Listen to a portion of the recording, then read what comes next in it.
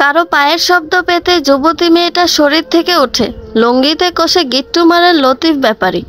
কামুক খায়েশ মেটাতে গিয়ে শরীর ঘেমে পানি টপ টপ করে জমিনে পড়ছে। অর্ধছেঁড়া ওড়না দিয়ে মুখ বাঁধা যুবতী মেয়েটা উপর হয়ে পড়ে আছে। এত রাইতের বেলায় কেডা আবার এই রাস্তা দিয়া যাইতাছে? এখানে আর থাকুন যাইব না, মনে মনে বিড়বিড় করছে মেয়ে লোভী লতিফ ব্যাপারী। লাল বর্ণের চোখ দিয়ে অনবরত পানি ফেলছে মাত্র সতীত্বহারা অচেনা মেয়েটা। বর্ষার রাতে গুড়ি গুড়ি বৃষ্টি নেমেছে সকাল থেকে, এখনো থামার নামটি মাত্র নেই। প্রায় 16 ঘন্টা যাবৎ একইভাবে পড়ে আছে মেয়েটা। এই নির্জন ভাঙা ঘরে কেই বা আসবে, কেই বা জানবে এখানে একটা তাজা প্রাণ অকালে ঝরতে বসেছে। সন্ধ্যার ঘোর নেমেছে আকাশ জুড়ে, এখনো বৃষ্টি পড়ছে মুষলধারায়। তাকিয়ে থাকতে কষ্ট হচ্ছে তার।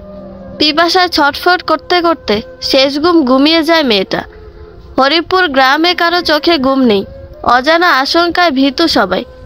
এক অদ্ভুত ভয়, নারী আর পুরুষ এমনকি স্বামী স্ত্রীর সঙ্গমে জড়ালে মৃত্যু হচ্ছে তাদের। 1 মাসে পরপর 21টা খুন হয়েছে। পুলিশ তদন্ত করছে দিনরাত। সন্দেহভাজন কাউকে দেখলেই ধরে নিয়ে যাচ্ছে তারা। সন 2021 সাল। ঋদোজা বেশ সকাল সকাল ঘুম থেকে উঠে পড়েছে। নতুন চাকরি দেরি করলে চলবে না। ঋদোজা হরিপুর সরকারি কলেজে বাংলা প্রফেসর। চাকরিটা হয়েছে শহর থেকে দূরে হরিপুরে।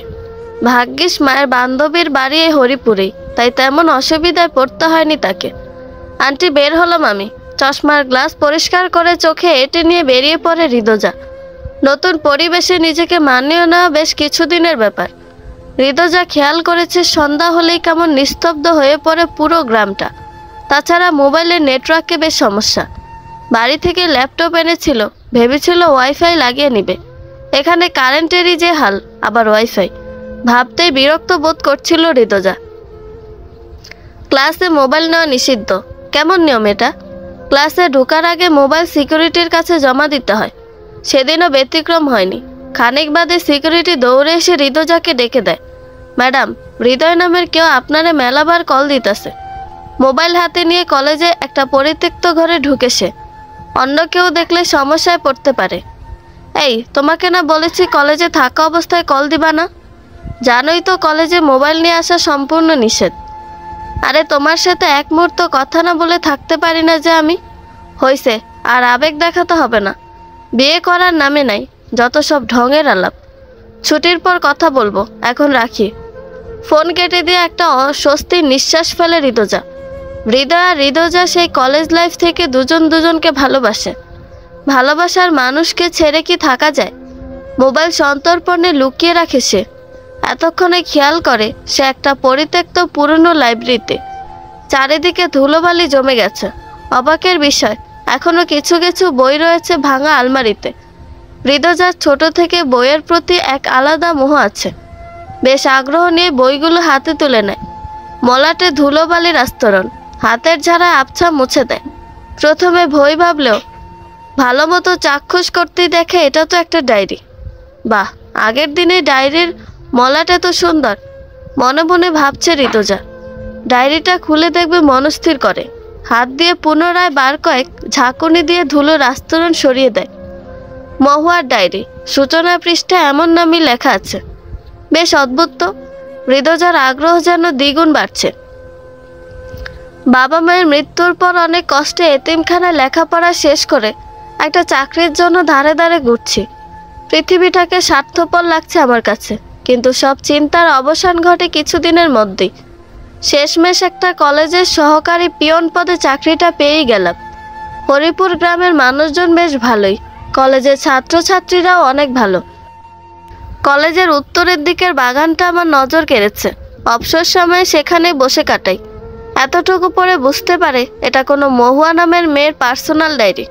তার মানে কলেজের উত্তরে বাগান আছে। ভাবতে ভাবতে বেশ আগ্রহ নিয়ে উত্তরে জানালা দিয়ে তাকাতেই ঋদোজা দেখতে পায় বেশ সুন্দর একটা বাগান।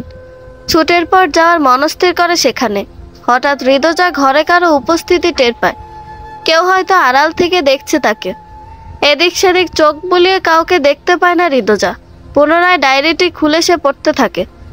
শীতল বাতাস ঋদোজার শরীর ছুঁয়ে গেছে। আমার একটা হাতের বালা আছে, যেটা আমার মায়ের কাছ থেকে পেয়েছি। সেটা সব সময় আমার পার্সোনাল লকারে রেখে দিতাম।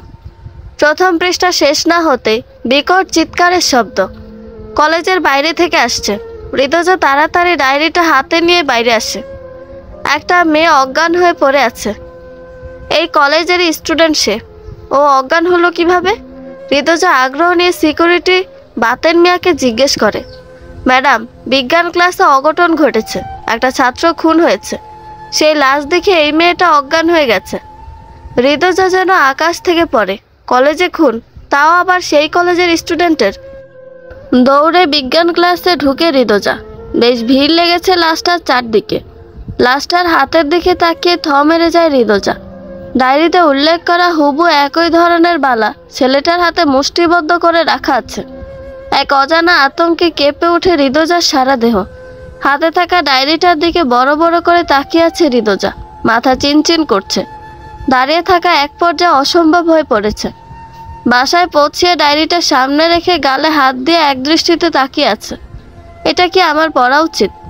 আপন মনে প্রশ্ন ছুটছে ঋতুজা। কাঁপা কাঁপা হাতে ডায়েরির পাতা উল্টায়।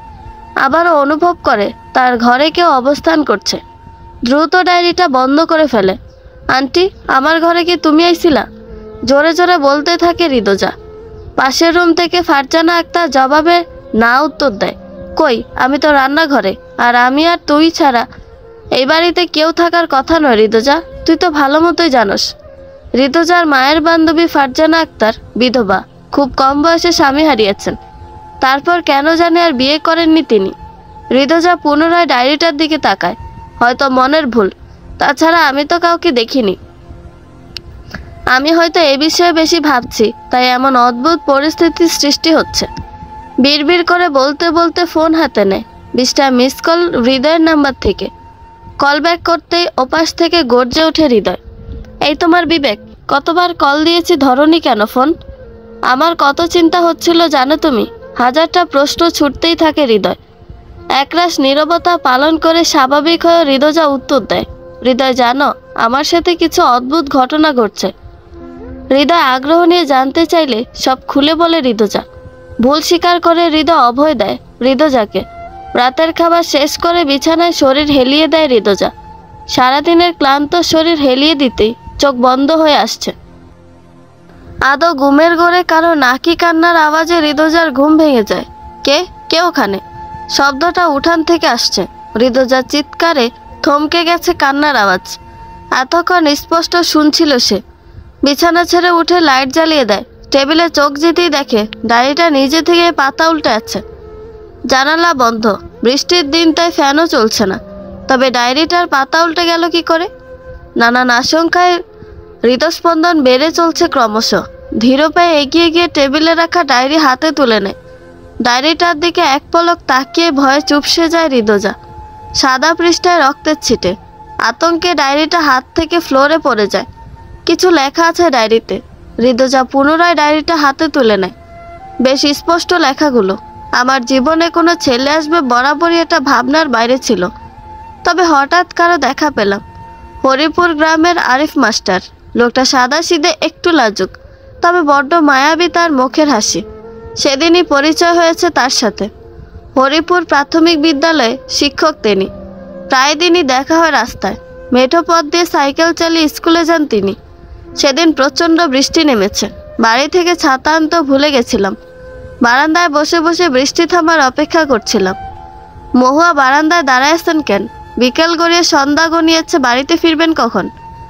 আরিফ মাস্টারের হাসি মাখা মুখের কথা বেশ ভালোই লাগছিল আমার কাছে। আমার সমস্যার কথা জানালে নিজের ছাতা আমার দিকে এগিয়ে দেন তিনি। আপত্তি করলেও ফিরিয়ে নিতে নারাজ তিনি। কিন্তু আমাকে তার ছাতা দিলে তার ভিজে যাওয়া ছাড়া অন্য উপায় নেই। তাই দুজনে এক ছাতার তলে বেরিয়ে পড়লাম। দুজনের কাঁধ ভিজে যাচ্ছে। ভেজা চুলে আরিফ মাস্টারকে আরো দ্বিগুণ মায়াবী লাগছে। আগে শুনেছি ভেজা চুলে মেয়েরা সুন্দর, কিন্তু এখন দেখছি ছেলেরাও সুন্দর হয় যদি মনের চোখে দেখো।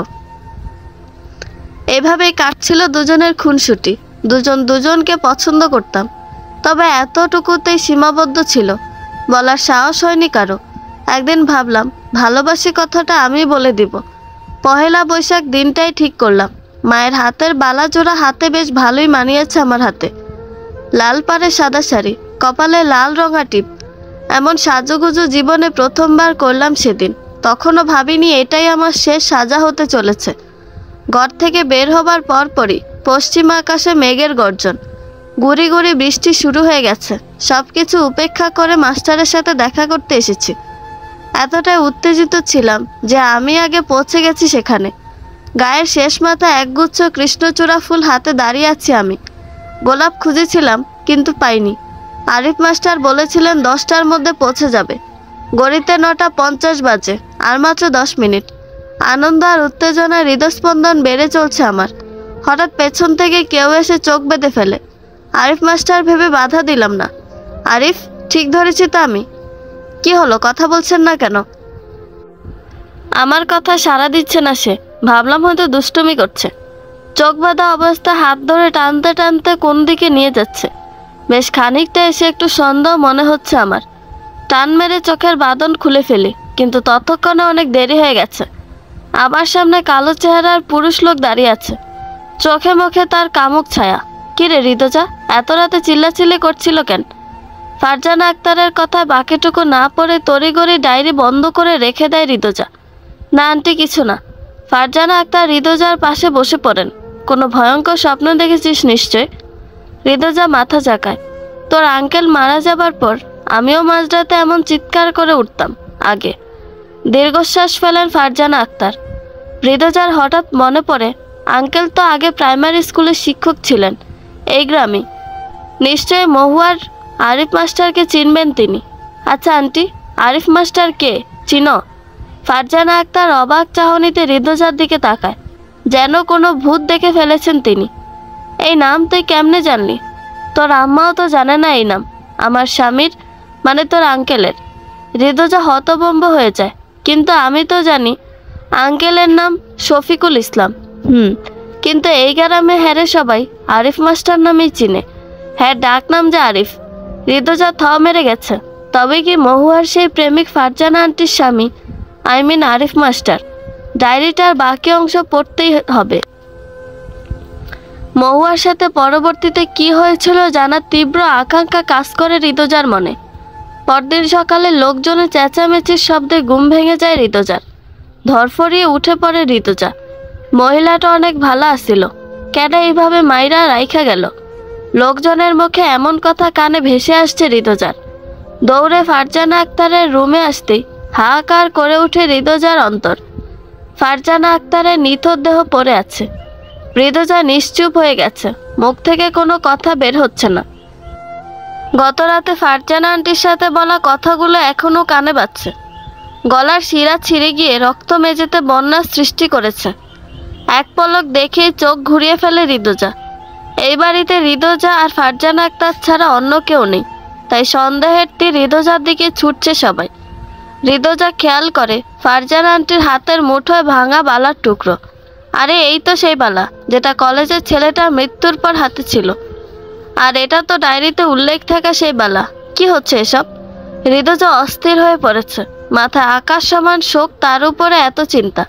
খানিক বাদে পুলিশ এসে ফারজানা আক্তারের লাশ নিয়ে যায়। বাড়িটাও সিল করে দিয়েছে।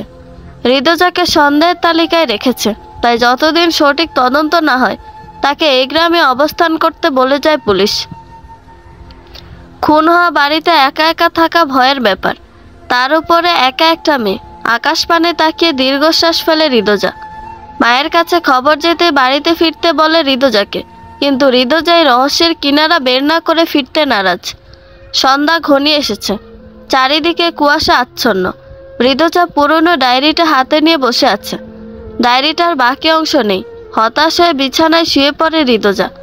সারাদিন ঘরের আনাচে কানাচে খুঁজছে, কিন্তু মহুয়া সম্পর্কিত বা আরিফ মাস্টার সম্পর্কিত কিছুই মিলেনি।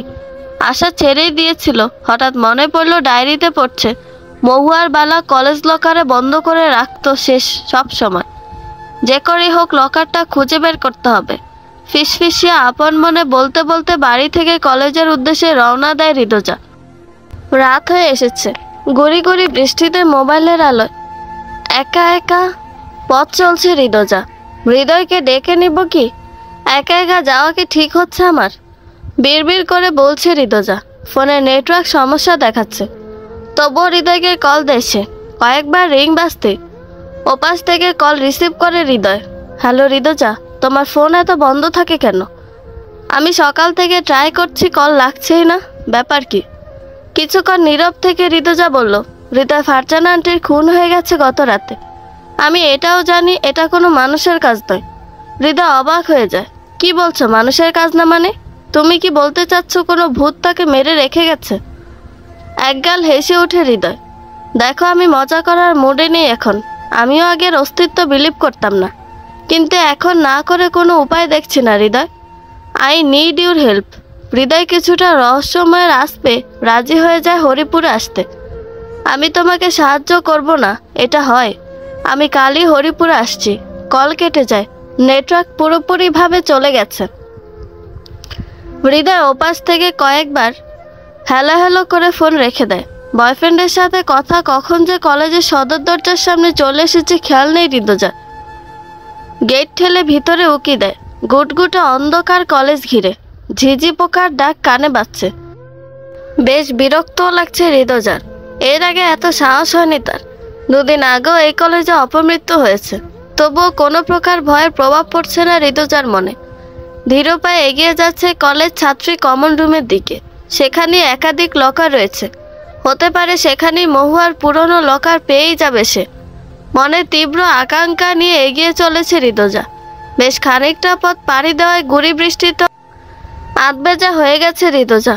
কমন রুমের তালা ইট দিয়ে বেশ কিছুক্ষণ আঘাত করার পর খুলে যায়। গ্রামের কলেজ, তাই কেয়ারটেকার প্রয়োজন পড়ে না। দরজা খুলে পা বাড়াইছে। গুটগুটে অন্ধকার, শুধু নিজের নিঃশ্বাসের শব্দ শোনা যাচ্ছে। বেশ কয়েকটি লকারে চোখ বোলায় হৃদয়জা, কিন্তু এখানে মহুয়ার লকার আছে বলে মনে হচ্ছে না তার। হঠাৎ ঘরে কারো উপস্থিতি টের পায় হৃদয়জা। কেউ হাঁটাহাঁটি করছে পুরো ঘরময়। অন্ধকারে কিছুই দেখা যাচ্ছে না, শুধু কারো পায়ের আওয়াজ শুনতে পাচ্ছে হৃদয়জা।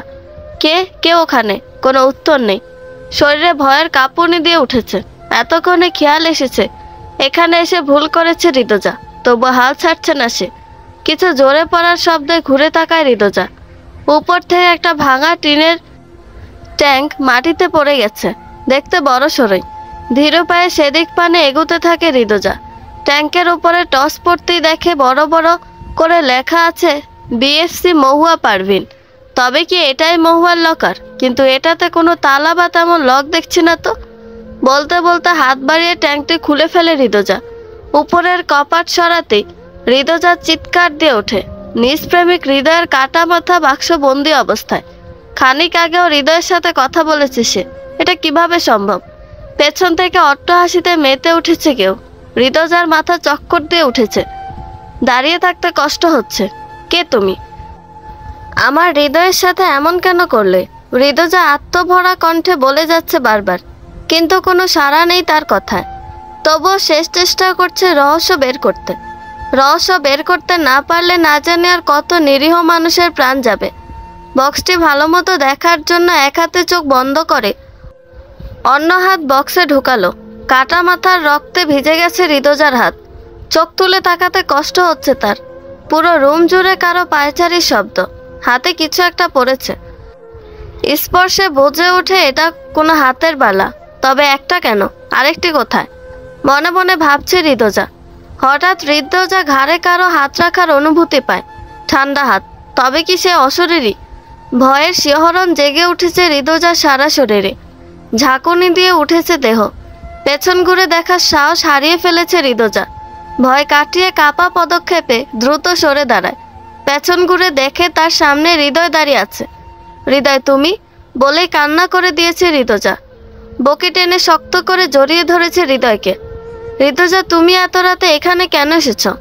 হৃদয়জা হাতের তালু দিয়ে চোখ মুছতে মুছতে ঘটে যাওয়া সব ঘটনা খুলে বলে। হৃদয় খানিক নীরব থেকে হৃদয়জাকে জড়িয়ে নেয় বকে। হৃদয়, আমি এক মুহূর্তের জন্য ভেবেছিলাম তোমাকে হারিয়ে ফেলেছি। কান্নারত কণ্ঠে বলতে থাকে হৃদয়জা। হৃদয় আলতো হাতের ছোঁয়ায় হৃদয়জার মাথায় হাত বুলিয়ে দেয়। দূর পাগলি, আমি আছি তো তোমার পাশে। কিছু সময় দুজন দুজনকে আলিঙ্গন করে। পরিবেশ যেন পাল্টে গেছে। চারিদিকে সেই ভয়ঙ্কর রূপ যেন কোথাও উধাও হয়ে গেছে। কিন্তু তুমি এখানে কিভাবে আসলে? হৃদয়কে প্রশ্ন ছুড়ে ঋদুজা। হৃদয় খানিক চুপ থেকে ঋদুজাকে বলে, আমি তোমার সাথে হরিপুরে এসেছি। 10 জনমের সঙ্গী তুমি, তোমার সাথ ছাড়ি কিভাবে বলো? তাছাড়া তুমি অবাক হবে জেনে যে এই হরিপুরে আমার দাদুর বাড়ি। এখন আমাদের পুরনো বাড়ি এই হরিপুরেই আছে। তাই তো তুমি যখন এখানে জব করার কথা বলেছিলে, আমি এক নিঃশ্বাসে হ্যাঁ বলে দিয়েছিলাম। হৃদয়ের কথা শুনে ঋদুজা অবাক হয়ে গেছে। তার মানে তুমি আমাকে ফলো করছো এই কদিন ধরে? সেই জন্যই তো আমার মনে হয়েছে কেউ আমার আশেপাশে আছে। ফাজিল ছেলে, দেখা দাওনি কেন? জানো কত মিস করেছি তোমায়। ঋদুজাকে আরো শক্ত করে জড়িয়ে ধরে হৃদয়। আচ্ছা, আমি যে এখন এই কলেজে আছি তুমি কিভাবে জানলে? আরে পাগলি, তুমি যখন কথা বলছিলে তখন বৃষ্টির রিমঝিম শব্দ কানে আসছিল। তার মানে তুমি বাইরে। আর ঝিঝি পোকার ডাক তো কোনো জঙ্গল থেকে আসবে। আর আমার এলাকা তাই ভালো মতোই জানি কলেজের পাশে জঙ্গল আছে। তার মানে তুমি কলেজে কোনো কাজে যাচ্ছ, হয়তো সেই রহস্য বের করতে। তাই দেরি না করে আমি এখানে এসেছি। ঋদুজার মুখে হাসির ফলক পড়ছে। এই দেখো হৃদয়, এই বক্সটাতেই তোমার কাটা মাথা দেখেছিলাম। হাত উঁচিয়ে ইশারায় দেখাতে চাইল ঋদুজা, কিন্তু সেখানে কোনো বক্স ছিল না, না তো ছিল কোনো কাটা মাথা। হৃদয় ঋদুজার দিকে ব্রু কুঁচকে তাকায়। তুমি সারাক্ষণ এইসব ভাবো বলে এইসব দেখছো। চলো, আমার বাড়িতে বিশ্রাম করবে। ঋদুজা কিছুতেই হৃদয়কে বিশ্বাস করাতে পারছেই না। হৃদয় এক প্রকার জোর করে ঋদুজাকে সেখান থেকে নিয়ে আসে। হৃদয় হঠাৎ খেয়াল করে ঋদুজার হাতে কিছু পরানো আছে। হৃদয় বেশ ভালো মতোই জানে ঋদুজা ঘড়ি ছাড়া হাতে কিছুই পরে না। একদিন শখ করে একটা ব্রেসলেট গিফট করেছিল হৃদয়, সেটা আজ পর্যন্ত পরেনি ঋদুজা। বলে কি এসবে নাকি তার আনইজি ফিল হয়। তবে আজ কেন এর ব্যতিক্রম? আজ ঋদুজার হাতে বালা কেন? ঋদুজা, তোমার হাতে এটা কি? ঋদুজা তীক্ষ্ণ দৃষ্টিতে হাতের পানে তাকায়। আরে এটাই তো সেই বালা। সত্যি বলছি হৃদয়, এটাই সেই বালা। আমার হাতে কিভাবে এলো বুঝলাম না। বালাটি খুলে হৃদয় পকেটে ঢুকিয়ে নেয়। ঋদুজাকে সাথে নিয়ে নিজ বাড়ির উদ্দেশ্যে পা বাড়ায় হৃদয়। ইটের দেয়ালে ঘেরা বিশাল বাড়ি। সদর দরজায় বড় বড় করে লেখা আছে ব্যাপারী বাড়ি। ধীর পায়ে ভিতরে প্রবেশ করে দুজনে। রাত তখন 1টা ছুঁইছে। খানিক বাদেই লাঠি ভর দিয়ে একজন বৃদ্ধা মহিলা এগিয়ে আসে তাদের দিকে। ইনি আমার দাদি, হৃদয় বলে ওঠে ঋদুজার উদ্দেশ্যে। ঋদুজা বিনয়ের সাথে সালাম দেয় বৃদ্ধা রেশমা বেগমকে। বৃদ্ধা কিছু না বলে মুখ ঘুরিয়ে সেখান থেকে প্রস্থান করে। ঋদুজা অবাক হয়ে গেছে তার ব্যবহারে। ঋদুজা, কিছু মনে করো না। আসলে দাদি মানসিক ভারসাম্যহীন। আমার পরিবারের সদস্যদের অপমৃত্যুতে ওনার এই হাল। দীর্ঘশ্বাস ফেলে হৃদয়। অপমৃত্যু মানে? ঋদুজা অবাক হয়ে গেছে। আসলে একটা দুর্ঘটনায় আমার পরিবারের সবাই মারা যান। এখন থাকার মধ্যে আমি এবং আমার দাদি আছি। ঋদুজা হৃদয়ের কাঁধে হাত রাখে। আরও একজনের নাম বললে না তো? হৃদয় ঋদুজার চোখের দিকে তাকিয়ে থাকে অপলক দৃষ্টিতে। তুমি তো আছে। কত আছি বুঝতে পেরেছি। তাই তো আমার নামটা বললেই না। অভিমানের সুরে বলতে থাকে ঋদুজা। দুজনে বেশ খানিকক্ষণ গল্প করে। হৃদয় ঋদুজাকে ঘুম পাড়িয়ে দিয়ে পাশের রুমে চলে যায়। সকালে ঘুম থেকে জেগে ওঠে ঋদুজা। 11টা বেজে গেছে। হৃদয় এখনো ঘুমাচ্ছে পাশের ঘরে। ঋদুজার মনে পড়ে গত রাতের ঘটনা। এত কিছু কিভাবে ঘটলো? তাছাড়া হৃদয়ের কাটা মাথা বাক্সে কেন দেখলো সে? আর হঠাৎ কোথায় সে বাক্সটি উধাও হয়ে গেল? হঠাৎ খেয়াল করে দেওয়ালে কিছু পেন্টিং রয়েছে। বাহ, এই গায়ে গরমে এত সুন্দর আর্ট! ফিসফিসিয়ে বলছে ঋদুজা। বেশ কয়েকটা প্রিন্টিংয়ের মধ্যে একটা প্রিন্টিংয়ে চোখ আটকে যায় ঋদুজার। এত সুন্দর প্রিন্টিং! মনে হয় মনের সমস্ত আবেগ দিয়ে শিল্পী এই ছবিটি এঁকেছেন। ছবিতে থাকা মেয়েটাও ভীষণ সুন্দর। ধীর পায়ে প্রিন্টিংয়ের পাশে এসে দাঁড়ায় ঋদুজা। হঠাৎ খেয়াল করে প্রিন্টিংয়ের নিচে মহুয়া সুন্দরী লেখা। তবে কি এটা মহুয়ার প্রিন্টিং? হঠাৎ হৃদয় পেছন থেকে ঋদুজাকে জড়িয়ে ধরে। ঋদুজা নিজেকে ছাড়িয়ে নিতে চাইলেও ছাড়তে নারাজ হৃদয়। জড়িয়ে ধরে বাইরে নিয়ে আসে ঋদুজাকে। ঋদুজা খেয়াল করে বৃদ্ধা রেশমা বেগম দরজার সামনে তীক্ষ্ণ দৃষ্টিতে তাকিয়ে আছে তার দিকে। হৃদয় এক পর্যায়ে ঋদুজাকে কোলে তুলে নিজের ঘরে নিয়ে যায়। এই কি করছো? ছাড়ো আমায়। ঋদুজার বারবার বলা সত্ত্বেও হৃদয় ছাড়ছে না তাকে। আজ এত কাছে পেয়েছি, তোমায় ছাড়ি কেমনে? ঋদুজাকে খাটে ফেলে দেয় সে। ঋদুজা দ্রুত উঠে বিছানার এক কোণায় চলে যায়। দেখো, বিয়ের আগে এসব হবে না। হৃদয় বেশি জোরাজোরি না করে ঋতুজার পাশে গিয়ে বসে। ওর হাত টেনে দুই হাতে শক্ত করে ধরে। ঋতুজা, তুমি জানো আমি তোমাকে কতটা ভালোবাসি? ঋতুজা মুচকি এসে বলল, জানি গো, আর আমিও তোমাকে অনেক ভালোবাসি। হঠাৎ বাইরে কিছু পড়ার শব্দ হয়। হৃদয় এবং ঋতুজা দ্রুত ঘর থেকে বাইরে বের হয়। দরজার কাছে ফুলের টব ভেঙে আছে। এখানে হয়তো কেউ দাঁড়িয়েছিল। ঋতুজা বুঝতে পারে এটা অবশ্যই রেশমা বেগমই হবে। প্রথম থেকেই দেখছে, তার উপরে নজর রাখতে। হঠাৎ খেয়াল হলো প্রিন্টিংয়ের কথা। প্রিন্টিংয়ে মহুয়ার নাম লেখা ছিল। অবশ্যই এই বাড়ির সাথে এবং এই বাড়ির পরিবারের সাথে মহুয়ার কোনো যোগসূত্র আছে। হৃদয় আমার থেকে কিছু লুকাচ্ছে, মনে মনে ভাবতে থাকে ঋতুজা। দিন গড়িয়ে বিকেল পড়েছে। হৃদয়ের চোখ জুড়ে ঘুম নেমে এসেছে। হৃদয়ের চোখ ফাঁকি দেওয়ার এটাই একমাত্র সময়। আবার সেই ঘরে ঢুকে ঋতুজা। আজব তো, সেই প্রিন্টিংটা কোথায় গেল? হঠাৎ প্রিন্টিং উধাও হয়ে যাওয়া বেশ খটকা লাগে ঋতুজার কাছে। খেয়াল করে মেঝেতে কাঠের গুণ পড়ে আছে। প্রিন্টিংয়ে কাঠের ফ্রেম লাগানো ছিল, হয়তো সেই কাঠের গুণ এগুলো। ফ্রেমটা নিয়ে যাওয়ার সময় হয়তো পড়েছে। কাঠের গুঁড়াগুলো দরজা দিয়ে বাইরে চলে গেছে। ঋতুজা সেগুলো অনুসরণ করতে করতে একটা বদ্ধ ঘরের সামনে চলে আসে। হয়তো এই ঘরেই প্রিন্টিংটা রাখা হয়েছে। দরজা ঠেলে ধীর পায়ে ভিতরে উকি দেয় সে। এদিক ওদিক সন্তর্পণে তাকিয়ে ঘরে ঢুকে পড়ে। বেশ অন্ধকার ঘর জুড়ে। জানালার ফাঁক দিয়ে আধা আলোয় আবছা আলোয় আলোকিত ঘরটা। অস্পষ্টভাবে দেখা যাচ্ছে ঘরে ভাঙা আলমারি ভর্তি। পুরো ঘরটা জুড়ে খুঁটিয়ে খুঁটিয়ে দেখছিল ঋতুজা। হঠাৎ পড়ে থাকা কয়েকটা প্রিন্টিং ছবির ফ্রেম সহ দলিল চোখে পড়ে তার। হাত বাড়িয়ে তুলে নেয় সেগুলো। একটা প্রিন্টিং মহুয়ার, যেটা সে শোবার ঘরে দেখেছিল। অন্যটা বড্ড চেনা। হুবু একই প্রিন্টিং ফারজানা আক্তারের ঘরেও টাঙানো আছে। তার মানে এটা আরিফ মাস্টারের ছবি। ফিসফিসিয়ে বলে ওঠে ঋতুজা। বাকিগুলোর মধ্যে পারিবারিক ছবি। ছবিগুলোতে আরিফ মাস্টারকেও দেখা যাচ্ছে। ওনাদের ছবি এই বাড়িতে কি করে এলো? ভীষণ ভাবনায় পড়ে গেছে ঋতুজা। রহস্য যেন দ্বিগুণ হচ্ছে। দলিলগুলোর পাতা উল্টে দেখে সেখানে আরিফ মাস্টারের নামে এই বাড়িটি। অবাক হয়ে যায় ঋতুজা। এটা আরিফ মাস্টারের বাড়ি? আকাশ সমান ভাবনা মাথায় ঘুরপাক খাচ্ছে। দলিল এবং ছবিগুলো একপাশে সরিয়ে রেখে দেয়। চোখ আটকে যায় অর্ধছাড়া কয়েকটা কাগজের পৃষ্ঠার উপরে। কাগজগুলো একত্রিত করে ঋতুজা। আরে এগুলো তো সেই মহুয়ার ডায়েরির বাকি পৃষ্ঠাগুলো। কাগজগুলো হাতে নিয়ে চোখ বুলাতে থাকে ঋতুজা। এই হ্যান্ডরাইটিং সম্পূর্ণ আলাদা। লেখাগুলো আবছা আবছা দেখা যাচ্ছে। ঋতুজা পড়তে মনোনিবেশ করে। অনেক চেষ্টা করেও বাঁচাতে পারলাম না তোমাকে। ভালোবাসি বলাও হলো না তোমাকে। শ্বাস আটকে আসছে আমার। জানি তোমার সাথে কে করেছে এসব। আমি বাঁচতে দিব না তাদের।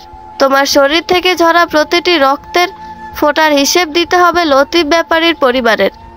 ঋতুজা বুঝতে পারে এটা আরিফ মাস্টারের লেখা, কিন্তু বাকিটুকু লেখা অনেক কষ্ট পড়তে পারেনি সে। লেখাগুলো মুছে গেছে। ঋতুজা হতাশ হয়ে বসে পড়ে মেঝেতে। অন্ধকারে রহস্যের বেড়াজালে বন্দি লাগছে ঋতুজার। সন্ধ্যার আবাস আসছে।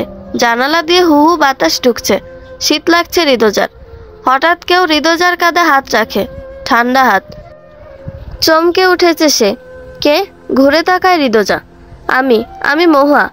ঋতুজার শরীরের লোম দাঁড়িয়ে গেছে। ভয়ে কণ্ঠ থেকে কোনো আওয়াজ বের হচ্ছে না।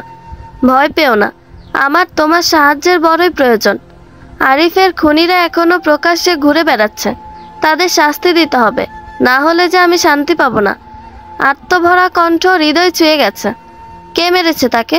কাঁপা কাঁপা সুরে বলতে থাকে ঋতুজা। ব্যাপারী পরিবার। ওরা এক একজন মানুষ নামের জানোয়ার। ওরা সব করতে পারে নিজেদের স্বার্থের জন্য। লতিফ ব্যাপারীর ছেলে হৃদয় মেরেছে আরিফকে। ঋতুজা হতবাক হয়ে দাঁড়িয়ে আছে। তার মানে হৃদয়?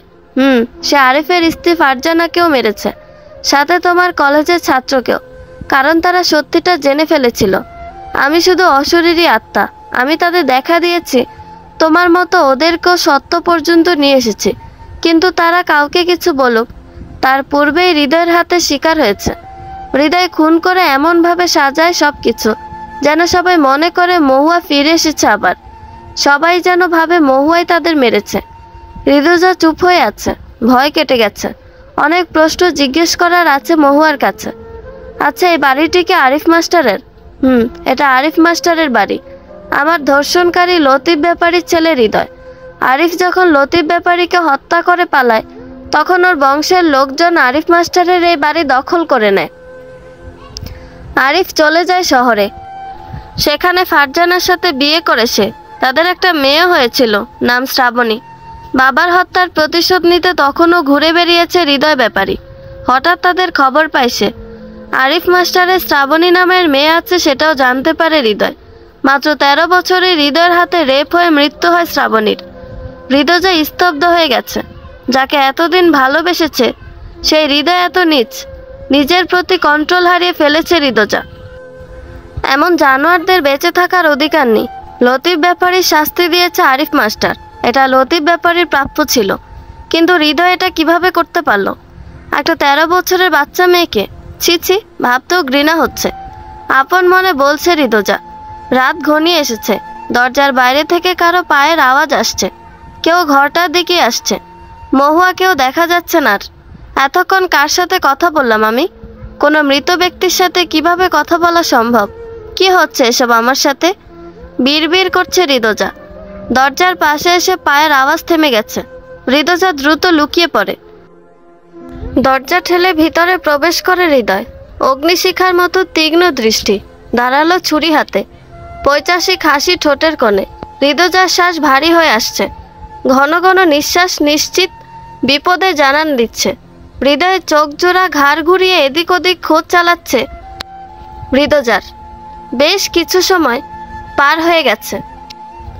হৃদয়, তুমি যেখানেই লুকাও, আজ যেহেতু সত্যিটা জেনেই গেছ, মৃত্যু তোমার অনিবার্য। গগন ফাটানো ভয়ার্ত কণ্ঠে হাসিতে মেতেছে হৃদয়। তখনও ধীর পায়ে হৃদয় টেবিলের তলায় আশ্রয় নিয়েছে। দুপা পিছিয়ে এসে উবু হয়ে উকি মারে হৃদয়।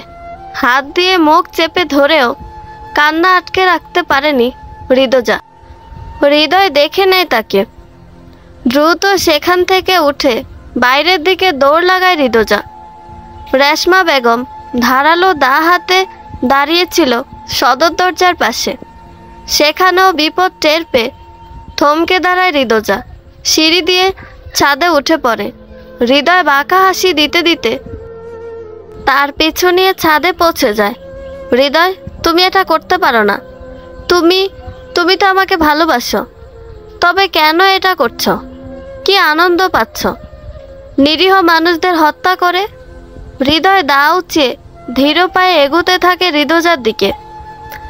আমার বাপটারে তো ওরা বাঁচতে দেয় নাই, তবে আমি কেন দিমু? প্রায় কাছেই চলে এসেছে হৃদয়। হঠাৎ কেউ একজন জোরালো কোপ বসিয়ে দেয় হৃদয়ের পিঠ বরাবর। হৃদয় আর্তচিৎকারে কেঁকিয়ে ওঠে। হৃদয় চোখ মেলে দেখে বৃদ্ধা রেশমা বেগমের আঘাতে কাবু হয়ে গেছে হৃদয়। তুই ভাইগা যা, আমি এই শয়তানটারে দেখতাছি। রেশমা বেগমের কথায় দ্রুত পদক্ষেপে ছাদ থেকে নেমে আসে হৃদয়। বুড়ি, তুই এটা কি করলি? হৃদয় রেশমা বেগমের চুলের মুঠি ধরে ফেলেছে। তুই বিনা দোষে মেলা মানুষেরে মারছস। এই পাপ আমি আর দেখতে পারবো না। রেশমা বেগমের কথা শেষ না হতেই ধারালো ছুরির আঘাতে মাথা নামিয়ে ফেলে হৃদয়। রেশমা বেগমের মুন্ডুবিহীন দেহ খানিক ছটফট করে নেতিয়ে পড়ে। হৃদয়ের ঠোঁটের কোণে আবারও পিচাসি হাসি ফুটে উঠেছে। হৃদয় ততক্ষণে সেই বদ্ধ ঘর থেকে বাকি ডায়েরির পাতা গুছিয়ে বাইরে চলে এসেছে। দ্রুত থানায় যেতে হবে তার। হৃদয়ের কুকীর্তি ফাঁস করতেই হবে। অন্ধকারে আবছা আবছা রাস্তা দেখা যাচ্ছে। হৃদয় প্রাণ পড়ে ছুটছে থানার দিকে। বেশ খানিকটা পথ চলতে চলতে হৃদয়ের প্রতি ভালোবাসা এক চরম ঘৃণার জন্ম দিচ্ছে। সামনেই বাঁকা রাস্তার মোড়। সেখান থেকে সামনে গেলে হরিপুরের থানা অবস্থিত। খানিক এগুতেই হৃদয় থমকে যায়। কারো ছায়া দেখা যাচ্ছে। দা হাতে দাঁড়িয়ে ব্রুকুসকে তার দিকে তাকিয়ে আছে লোকটা। হৃদয়ের নিঃশ্বাস আবারও ভারী হয়ে আসে। তবে কি হৃদয় চলে এসেছে? ব্যথায় সারা শরীর টনটন করছে ঋতুজার। না, আর থেমে থাকলে চলবে না। আজ মৃত্যু হলে হোক, তবু এই পাপিষ্টের শাস্তি তো দিতেই হবে। আশেপাশে চোখ মেলে দেখে ঋতুজা পাশেই মরা ডাল পড়ে আছে। হাতে তুলে নেয়, খুঁড়িয়ে খুঁড়িয়ে এগুতে থাকে হৃদয়ের দিকে। ঋতুজা, ঋতুজা, ঋতুজা, আহা আমার প্রাণের ঋতুজা, তোমার তো ক্ষতি করতে কষ্ট লাগছে আমার। মুখ ভেঙিয়ে বলতে বলতে এগিয়ে আসছে হৃদয়। ছি হৃদয়, আমার ভাবতেই ঘৃণা হচ্ছে। তোকে আমি ভালোবাসছিলাম।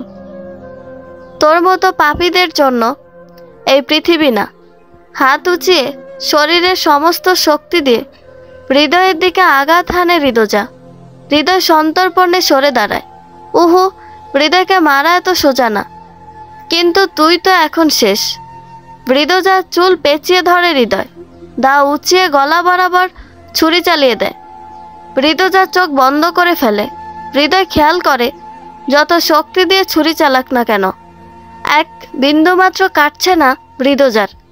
হঠাৎ চারপাশে দমকা হাওয়া বইতে শুরু হয়। হাওয়ার দাপটে হাত থেকে ছুরি পড়ে গেছে হৃদয়ের। কে ওখানে? হৃদয় ভীতু গলায় হাঁক ছাড়ে।